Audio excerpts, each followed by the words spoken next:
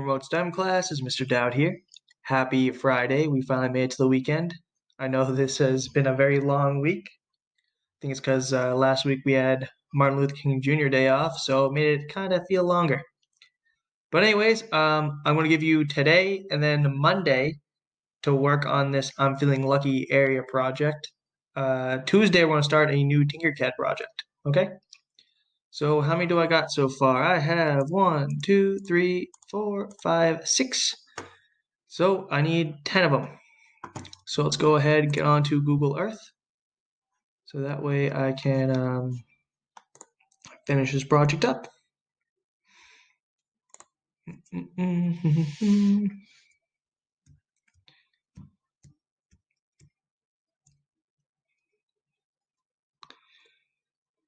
Takes a second to load because, like I keep saying, it's a huge program, all web-based. So I left off measuring this little island off of off mainland Japan.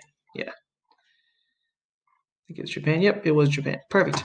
So I'm gonna press the I'm Feeling Lucky button again, and we're staying in Japan, Mount Kisokoma.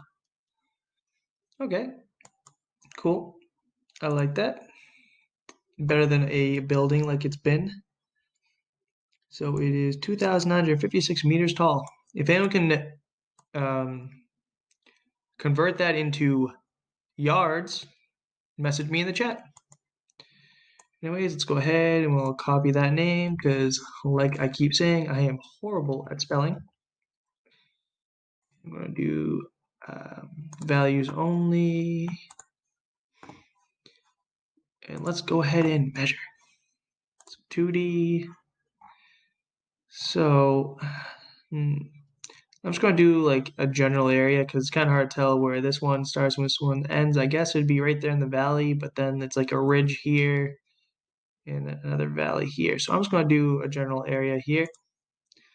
So let's go like that. No, like how it bends. You see how the lines aren't straight? That's because we're at such a far zoom out on Google Earth that it's actually accounting for the curvature of the Earth, which is really cool. So since that's over 3,000 meters, I'm going to put it into miles, and same thing with that. Okay, so perimeter, copy, paste, Control V to copy, or paste, I mean.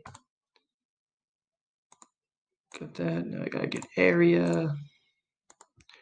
Cool, so it's one down, let's go to the next one. I'm feeling lucky. Oh, we in Russia this time? No, we're not. We are in, I don't even know what country this is. Oh, we're in Poland. So the largest city square in Poland's capital. This is definitely very different. I've never been to Poland. I know a couple people from Poland.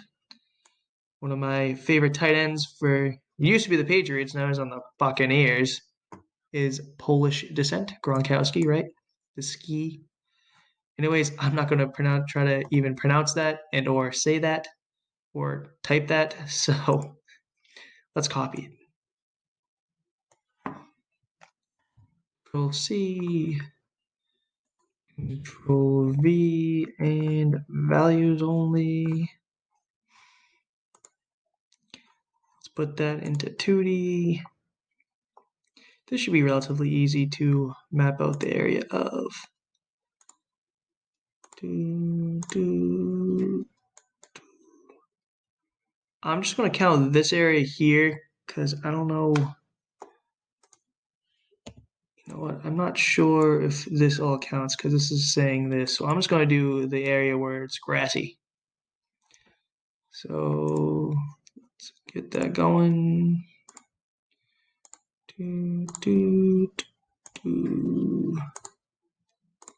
Cool. So obviously we'll move this to feet and same with this, but I'm running out of time. So next class, I'll go ahead and record. Okay. Have a great day, everyone. Happy Friday. One more day of this and we go on to Tinkercad.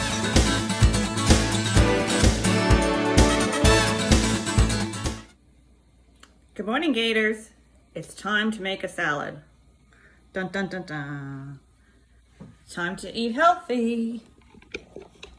So, whoops.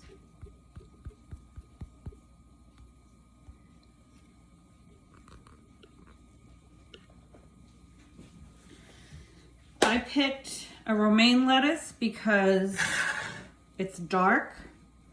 You could also pick spinach or any other type of lettuce. The darker the green, the better it is for you. It has more nutrients. So I've already washed it off and I'm cutting the end off. Okay, and then I'm just gonna take a bowl and I'm gonna take it, I'm just gonna break it apart. Now you could chop it up if you wanted to. I'm just using my hands to break it apart. Right. Salad's a good filler if you're hungry a lot or you feel like you're always wanting to chomp on something. You can have it with soup, you can have it as lunch, you can add protein to it, like chicken or shrimp or eggs, hard-boiled eggs. Okay, so you see how that's really dark? So this one I don't need. I'm going to put this aside. Okay, now I have my tomato, which I did wash in the sink. You always should rinse off your produce because you don't know who's been touching it. It gets really gross if somebody doesn't wash their hands and they're in the supermarket and they're touching produce. So, I'm cutting the tomato up. I'm going to put this down so you can see it. There we go.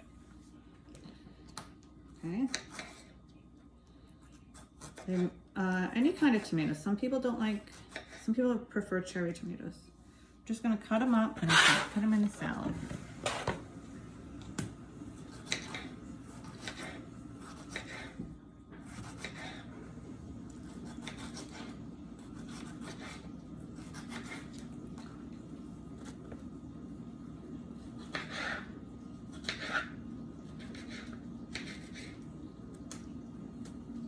Okay, so one tomato. I only bought one for this particular salad.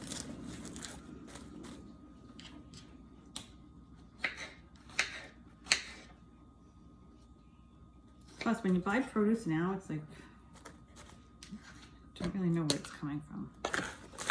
So I can't grow it myself because of the winters. Hold on. All right, now what I'm going to do, cucumber. I need to peel the cucumber. And in the beginning of the year, I showed you how to make those little cucumber sandwiches, which are good too. Or you could just slice them up and put hummus on it and eat it as a snack. All right.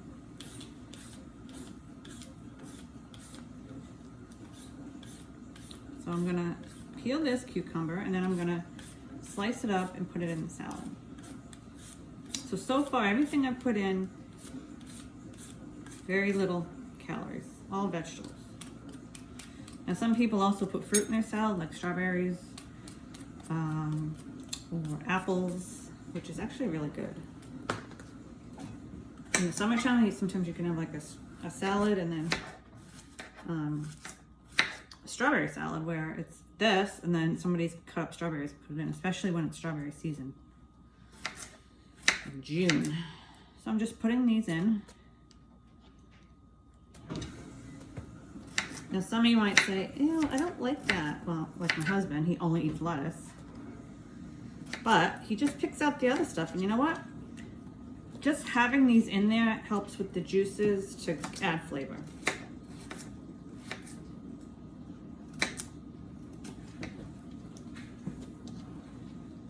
Okay. It's nice to have a big salad in the fridge. That way, if you're hungry or tempted, you're like, oh, I want to eat something, but you're trying to be healthy, you want something to make you laugh. If you eat chips, it's not going to help. You're going to be hungry like an hour later. All right, so now I'm adding these peppers, which have already been cut up. They're not hot, they're just regular peppers. green, yellow, different colors. Okay.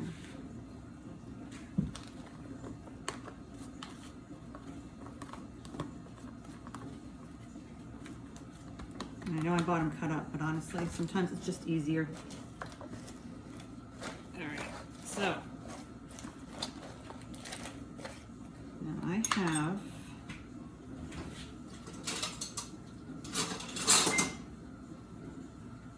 this, and I have another one somewhere, maybe from the dishwasher. Just kind of mix it up. Okay. Look what we got so far. It's looking good. I'm gonna put some onion in. Give it some flavor. It's already chopped up, so I don't have to chop it up. So I don't have to cry from the onion. So the last thing I'm gonna add is feta cheese. So feta cheese has a lot of calcium in it. It's not a ton of calories, and it's actually good for you if you don't overdo it. So it's just this white crumbly cheese. It's called feta. Some people don't like the smell of it. They say it smells funny, but it's actually a really good topping on a salad. And if you mix it in, you don't even taste it. Just adds flavor. Now we're getting to the calorie stuff. Hold on. Let's see.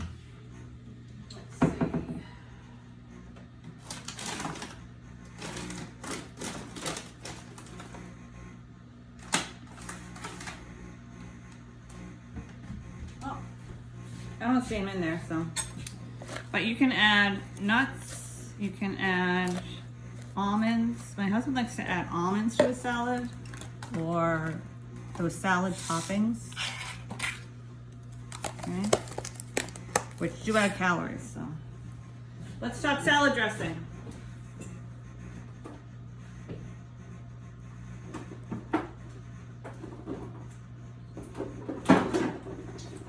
Now, you take ranch and you dump it all over, it kind of defeats the purpose. You do not want to use a lot of salad dressing if it's ranch. So read the label. It says 2 tablespoons. So just take 2 spoonfuls and put it on the side, or put it a little bit on it. And you can dunk your lettuce in, so you're not like, oh, right, not good. I do have this Olive Garden low Italian kind in red balsamic that's less calories. And it tastes just like the one at Olive Garden. So that's pretty good. Sometimes what I do is just take Parmesan cheese.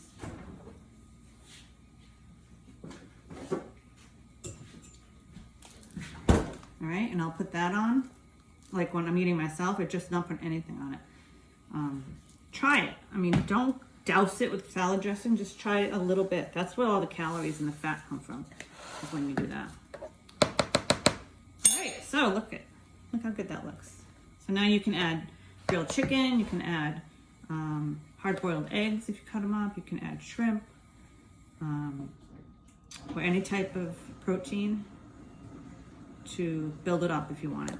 Or you can have this as a side dish with soup, pizza if you make your own pizza, spaghetti, right? And because it's in a big bowl and you keep it covered, it lasts a few days. In the fridge.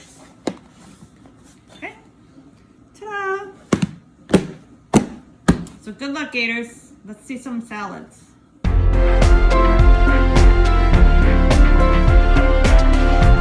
Gators, happy Friday! We made it through another week. All right, today's going to be our last day of the vocal warm-ups that we're going to learn, and we're going to be using these throughout the rest of the year. I'm going to throw these in at the beginning of a lot of our sessions, just as a good practice, a good reminder. All right, so I will have these up. You should have them in your Google Classroom. And remember, when you open them, they become part of your Google Drive. So you're able to search for them in your Google Drive whenever you want to go back and look at these. Okay? So today, we are going to be doing the Topeka Bodega. All right? So it's number 4 on your list. All right? You ready? Here we go. Topeka, Topeka, Topeka.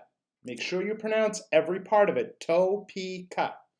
bodega, bodega, bodega, bodega, right? Topeka, Topeka, Topeka, bodega, bodega, bodega. Topeka, Topeka, Topeka, bodega, bodega, bodega. Topeka, bodega, Topeka, bodega, Topeka, bodega, Topeka, bodega, Topeka, bodega, Topeka, bodega, Topeka, bodega. Woo! That's a lot, right? Think about the way your mouth moves and the different sounds between topeka and bodega, right? They are two different motions in your mouth. When you actually say them slow, topeka, bodega, right? You can almost feel that ga in the back of your throat, the toe kind of in the sides of your cheeks, right? So you're working different facial muscles and you're working your vocal cords in a different way. All right, so you're kind of really throughout all of these different vocal warm-ups, you're working different areas, okay? Because just like everything else, your voice is part of your muscle system, right? Your vocal cords and your diaphragm all work together with the muscles in your mouth and the muscle in your tongue, right? They all work in harmony with each other to make sure that your sound comes out the way you want it to. All right, so let's do Topeka, bodega one more time, and then I'll throw a couple others on there just for fun. All right, so we have Topeka, Topeka, Topeka, bodega, bodega, bodega. Topeka, Topeka, Topeka, bodega, bodega, bodega. Topeka, bodega, Topeka, bodega, Topeka, bodega, Topeka, bodega, Topeka, bodega, Topeka, bodega, Topeka, bodega. All right, good job. All right, so try that a couple more times on your own. All right, and then let's look at some of the ones I threw, number 5 through 9 on the list. All right, just take a look at those and let's go through them. All right, now I told you the number of times to try each one. Rubber baby buggy bumpers. That's a hard one to do several times. Rubber baby buggy, rubber baby buggy bumpers. Rubber baby buggy bumpers. Rubber baby buggy bumpers. Rubber baby buggy bumpers. All right, 5 times. A cup of proper coffee in a copper coffee cup. A cup of proper coffee in a copper coffee cup. A cup of proper coffee in a copper coffee cup. Few free fruit flies fly from flames. Few free fruit flies fly from flames. Few free fruit flies fly from flames. Right? That's one that uses a little bit of alliteration there. Right? Each of the first letters being F. Toy boat, toy boat, toy boat, toy boat, toy boat. Right? Try that one 5 times fast. It'll end up sounding like toy you do. All right? But diction will help you. Toy boat, toy boat, toy boat. Remember, there's a T on the end of each of those. That's what's going to help you get through that. Okay? And that's what helps you with your diction. And then the last one that a lot of you have trouble with anyway, the word synonym. A lot of you call it cinnamon, right? So we made it a tongue twister. Cinnamon, synonym, cinnamon, synonym, cinnamon, synonym. Try that one 3 times fast. All right? So have a little bit of fun with these, but remember, they actually are here to help you. Okay? Diction is very important. If you have a message that you want the world to hear, you want to make sure you're giving a clear message. All right? This goes beyond just drama class. This is for anything. You want somebody to understand what you are saying, so you want to have proper diction for that. All right? All right, great job, Gators.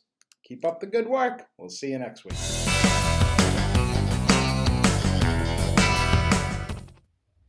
Hey guys, today we're going to continue on with our still life drawing and adding color schemes. So I have my color wheel nearby. I will be needing that. So far you guys should have a still life drawing, and then we just added that grid on top with the 2 vertical lines and the 2 horizontal lines going through the middle. Okay, because you want to have 9 squares. So last time we added complementary colors. Okay, so I chose blue and orange. You can pick any colors that are across from each other on the color wheel. So last time I talked about yellow and purple being complementary. Also, we have red and green and orange and blue. But you can also use some of the tertiary colors. So the tertiary colors are the colors that you find in between primary colors and secondary colors. So you could do a yellow-orange mixed with a blue-violet. So I could have done a yellowy orange here and then mixed a little bit of purple into my blue, and those would still be complementary. You could do yellow green with a reddish purple, reddish violet, okay? And you could do a red orange and then also have some blue green areas, okay? So that would be complementary too. Today I'm going to move on to a new square. So I'm going to work on this one. And today I'm going to be doing analogous colors. So analogous colors are when you choose 3 colors that are next to each other on the color wheel. So I could do any 3. You can do any 3 colors that are next to each other on the color wheel. Okay? So you could do like violet, purple, reddish violet, reddish purple, or red. Or you could do red, orange, orange, yellow, orange. You could do these colors, those 3, these 3, or these 3. They do have to be next to each other on the color wheel to be analogous. Okay, so let's do that analogous color scheme. I think I'm going to go ahead and do purple, reddish purple, and red. So I really just need purple and red, and then I can create my reddish purple color by mixing the 2. So I'm just going to get started.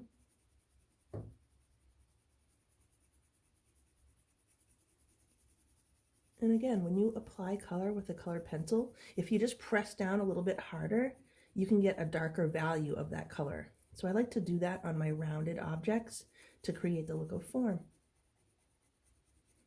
So I'm just going to press down a little bit just along the edge, and then I start to lighten up and I don't press down quite as much as I go across the shape.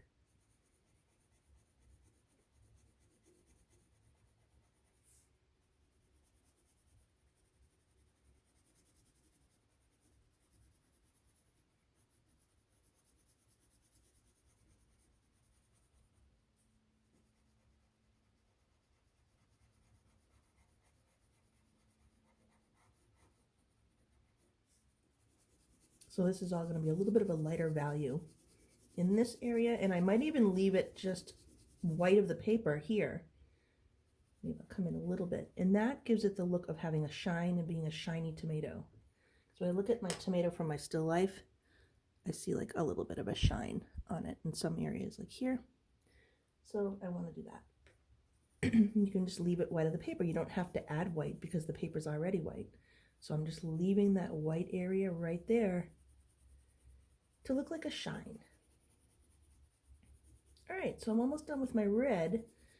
I need to decide where do I want to make it be purple or violet, and where do I want it to be reddish violet or reddish purple.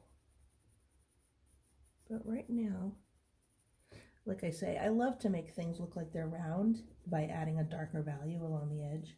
So I'm just kind of focused on that right now. All right, so in the other areas, I want to have some purpley areas. Sometimes it's hard to tell. Did I grab? Yeah. Okay. Sometimes it's hard to tell the blue from the purple. So I wanted to make sure that I did indeed grab that purple. So here I have another object that has some rounded form. So I'm going to make just at the edge a little bit of a darker value of that purple. So I'm pressing down a little harder with my pencil, and then I'm gradually easing up a little bit so it looks a little bit lighter. It's a lighter value of that purple as I go outwards towards the edge of that square. All right, and that just makes it look like it has some form. Okay, so I'm going to keep on going. I'm going to do another area that has some like purpley red. So I think this whole area down here, kind of like the negative space next to the tomato at the bottom, I'm just going to give that one layer of this purple first. And then I'm going to do a layer of red on top. And then I'll have my purpley red area. And then I think I'll just go back and use this, only this purple for this section. And then maybe I'll do that little space red. I think that will look good. So do a little bit of red in there. And I'm going to continue.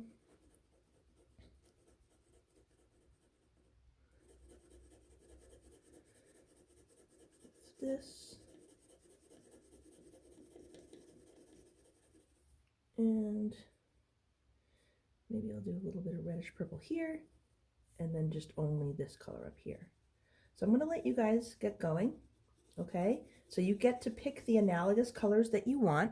You're just choosing 3 colors that are next to each other on the color wheel for your analogous color scheme, okay? And you don't have to do that square. You can pick really any square that you want to color in, okay? All right, guys, I'll see you next time.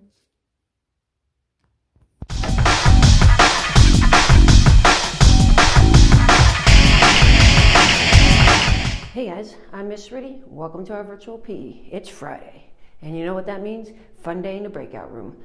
I hope you come and join us for a great workout activity. It's mighty fun. Definitely think about coming in. If you haven't ever done so before, today's a great day to start. All right, look forward to seeing you guys in a breakout room.